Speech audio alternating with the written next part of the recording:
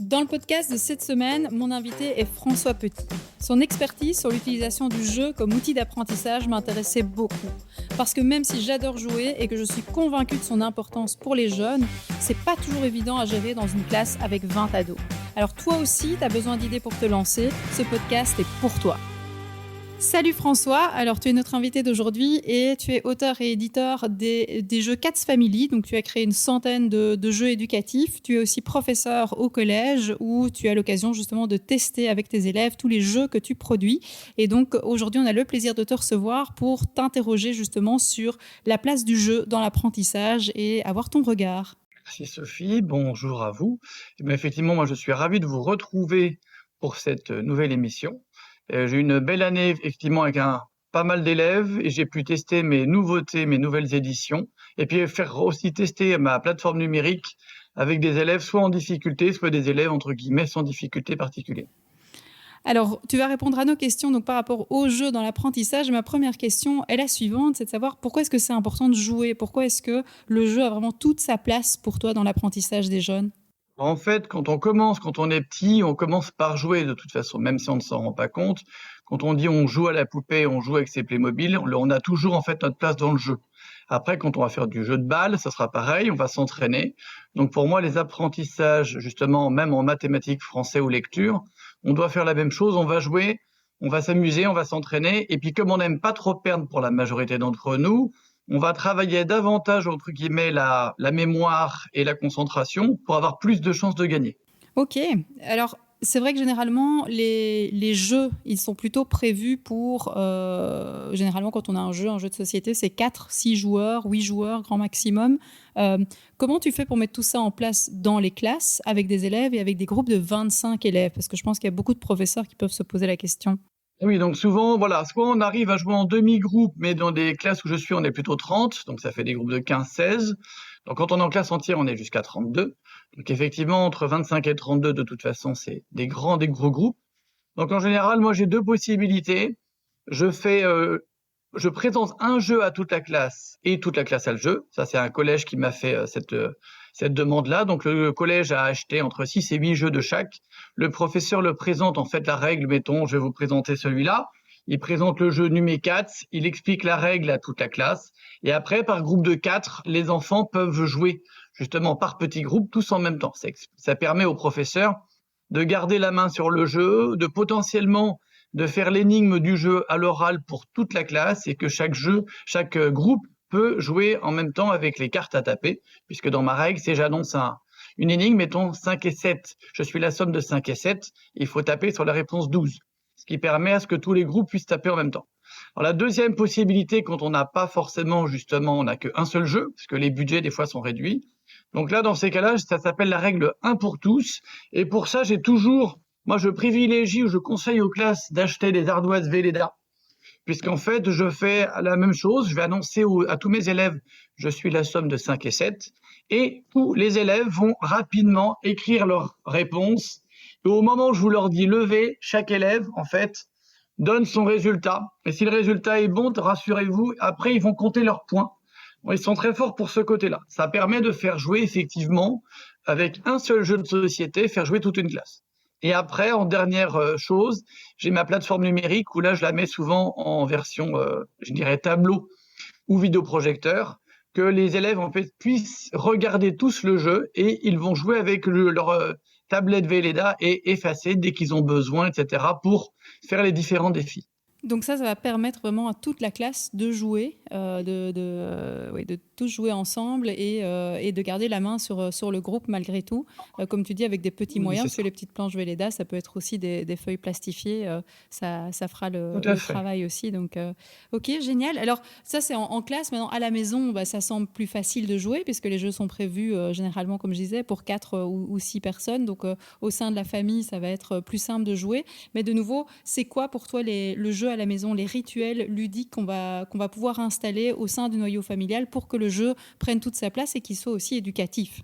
En fait, pour que le jeu prenne toute sa place, il faut que les parents y jouent, parce que j'en ai de temps en temps qui achètent un jeu en disant à l'enfant tu joueras tout seul ou tu joueras avec ta sœur. Donc le mieux, c'est que les parents se mettent à jouer. C'est de trouver un créneau dans la semaine, disant par exemple, je sais pas moi, le dimanche, De 17h à 19h, on va faire un jeu de société, quel qu'il soit, que ça peut être éducatif ou non, pour qu'il soit vraiment inscrit dans l'emploi du temps, sinon c'est toujours compliqué. Donc quand on a notre emploi du temps et qu'on a la famille, bah après on a le choix. Donc de toute façon, un jeu de société, ça permet en fait de tester les règles de société, donc apprendre à jouer ensemble, comme le vivre ensemble, apprendre à perdre, parce que c'est pour certains nombres adultes comme enfants, ce n'est pas toujours facile. Et après, pour aider les enfants, notamment certains qui ont des difficultés scolaires, là, les parents, justement, doivent proposer des jeux qui sont plus tournés sur le côté éducatif, vraiment au côté soit français, soit maths, soit logique.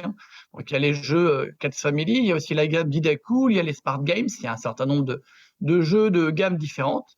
Et ça permet en fait soit de jouer tout seul, soit de jouer en famille, et de faire justement progresser les enfants dans les matières qu'ils retrouveront à l'école, qu'ils ne se sentent pas des fois démunis devant les difficultés scolaires. Tu vas privilégier aussi le jeu numérique, parce que c'est vrai que les élèves, les enfants, en tout cas à la maison, ils aiment bien être sur la tablette, ils aiment bien être sur l'ordinateur.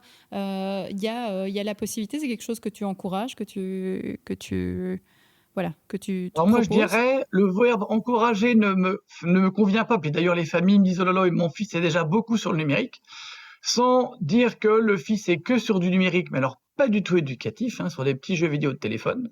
Donc moi, j'encourage certains à faire du numérique, notamment quand il y a des familles d'enfants dyslexiques, parce que la famille ne peut pas toujours être jouer avec l'enfant. L'enfant, pour certains, ils auraient besoin quasiment de 3 heures de jeu, comme avec des orthophonistes. Donc là, la plateforme permet de faire jouer avec des jeux que l'orthophoniste peut utiliser. Et donc là, ça devient intéressant pour les familles, pour que l'enfant s'entraîne, et qu'après, à chaque fois dans la semaine, il y a des moments où il puisse jouer en famille. Donc on peut mixer les deux. Le jeu numérique, justement, qui peut être tout seul ou par deux, parce qu'on peut jouer en équipe avec du jeu numérique de toute façon. Et après, le côté jeu familial avec les jeux de société, qui permet là justement de tester et puis de jouer contre les autres. Le jeu numérique, on ne joue que contre soi. Le jeu de société, on joue contre les autres ou avec les autres en fonction des règles, si on a des jeux de coopération ou pas.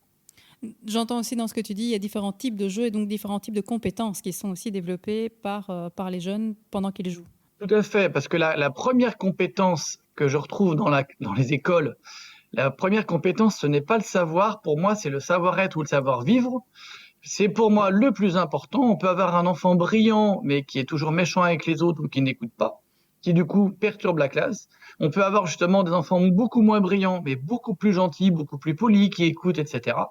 Donc vraiment, le jeu, justement, c'est apprendre déjà le savoir-être avec les autres. Et après, on peut se poser la question du savoir. Et donc là, c'est vraiment important de faire les deux. Donc il y a le savoir, il y a le côté collaboratif, évidemment, ça se développe, ça s'apprend. Et donc le travailler en classe ou à la maison, pour toi, c'est un plus. Tout à fait. Alors après, le but, c'est que si on le fait en classe, après, les enfants ont plus tendance à dire aux parents, oh, j'ai fait un super jeu, ce serait bien si on l'avait à la maison pour que je m'entraîne.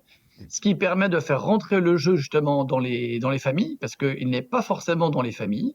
Certains ne connaissent que les jeux de société les plus importants, les plus connus, mais ils connaissent moins les petits éditeurs dans les jeux éducatifs notamment. Donc ça permet de faire rentrer en famille. Ou à l'inverse, il y a des enfants qu'on a achetés parce qu'ils ont joué avec un orthophoniste, entre guillemets, les différents psys, je dirais les psychomotriciens peuvent en avoir aussi. Et là, ils vont le présenter ou ils vont l'offrir des fois à leur instit en disant, mais voilà, j'ai trouvé ce jeu-là, il est super, je vous l'offre pour l'école. Ma dernière question, alors on a parlé beaucoup du jeu éducatif, il a toute sa place en classe évidemment, tu nous l'as dit, il a toute sa place à la maison. Il faut varier entre le jeu éducatif et le jeu loisir, ou selon toi tout jeu peut potentiellement être éducatif? Alors, ceux qui n'aiment pas, entre guillemets, les jeux vraiment éducatifs comme les miens dans la gamme scolaire, vont donner comme argument que tout jeu est éducatif parce qu'on apprend à jouer avec les autres, on apprend à respecter les règles. Alors, c'est là où on va jouer sur la définition du mot éducatif. Si éducatif égale qui éduque à quelque chose, tous les jeux seront éducatifs. Par contre, pour moi, si éducatif égale plutôt qui touche aussi le domaine scolaire, il y aura quand même beaucoup moins de jeux qui seront éducatifs, qui feront vraiment jouer soit la logique, soit le langage, soit les mathématiques, les repères spatio-temporels, etc. Donc je pense qu'il faut mixer les deux. Il faut vraiment avoir des jeux, je dirais, très ludiques, très peu éducatifs finalement, où là on joue pour le plaisir de jouer. Au pire, au mieux, on va compter les points après, mais c'est pas ça que j'appelle moi un jeu mathématique. Si à la fin, dans ce cas-là, la belote est un jeu éducatif si on apprend à compter. Mais pour moi, la belote serait plutôt un jeu récréatif, justement, où c'est le plaisir de jouer d'abord. Et donc, là, souvent, il faut faire les deux. un petit peu d'éducatif et un peu plus de ludique pour que les enfants aient vraiment envie de jouer et qu'ils n'associent pas leurs difficultés scolaires à on va faire un jeu de société qui est éducatif. On a plein de jeux qui sont extrêmement bien faits, qui sont très très beaux, très bien illustrés et qui sont du coup, je dirais, purement ludiques pour le plaisir de jouer. Et là, découvrir effectivement ou garder le plaisir de jouer sans gagner à chaque fois. Mhm. Ok, merci beaucoup François pour toutes ces informations. Donc sur le jeu, ton regard sur le jeu dans l'apprentissage, on voit qu'il a sa place en classe et il a sa place à la maison. Alors si on veut retrouver tous ces jeux éducatifs que toi tu as conçus, dont tu es l'auteur et l'éditeur de Cats Family, on va sur ton site internet, rappelle-nous s'il te plaît. Donc on a catsfamily.net qui là, entre guillemets, répertorie tous les jeux et également les manuels, la plateforme numérique, etc. Et après, du coup, ceux qui souhaitent peuvent l'acheter sur ma boutique en ligne. Et après, là, j'ai monté mon réseau Instagram, puisque je n'avais pas de compte Instagram, qui est Édition Cats Family, pour pouvoir suivre, je dirais, les dernières sorties, les petits concours qui peuvent avoir lieu, ou là, comme je serai au Festival de Parthenay, ce qui va se passer sur le Festival de Parthenay. Ok, génial. Écoute, bonne information en tout cas à donner aux parents, parce que c'est vrai que comme tu dis, le jeu éducatif, il est peut-être pas toujours bien connu des parents. On connaît les grands jeux de société classiques, donc ça c'est très chouette. Ils peuvent se procurer, découvrir toute la gamme. Donc tu as dit, on parle des mathématiques, on parle de la grammaire, de la conjugaison. Il y a aussi la lecture des consignes. Je sais que c'est un sujet qui tracasse beaucoup les parents, comme les enseignants d'ailleurs. Donc voilà, plein de chouettes choses. Pour des enfants, de quel âge à quel âge les jeux, tu dirais? Donc les jeux commencent à 4 ans. On va jusqu'au niveau, je dirais, collège. Mais là, on vient de faire exprès. Je voulais démontrer justement que le jeu peut avoir sa place au lycée. Et donc, j'ai créé un jeu sur les dérivés, les fonctions et leurs dérivés. Donc là, je touche les premières terminales. Même si c'est une toute petite édition de 100 exemplaires, c'est pour montrer qu'on peut apprendre par le jeu, même en lycée. Ok. Alors, juste pour reciter, parce que nous, en Belgique, lycée, collège, etc. Donc, alors, du coup, c'est ça. Pour vous, ce sera le secondaire, ce que moi j'appelle le lycée. Ok. Super. François, mille merci pour toutes ces infos. On te retrouve donc sur catsfamily.net pour retrouver tous les jeux, toutes les gammes de jeux et tous les livrets aussi, puisque tu l'as dit, il y a toute une série de livrets d'exercices qui sont joints aussi et qu'on peut se procurer via ton site internet. Tout grand merci. Oui. Nous, on se retrouve la prochaine fois pour le prochain podcast. À bientôt. Au revoir.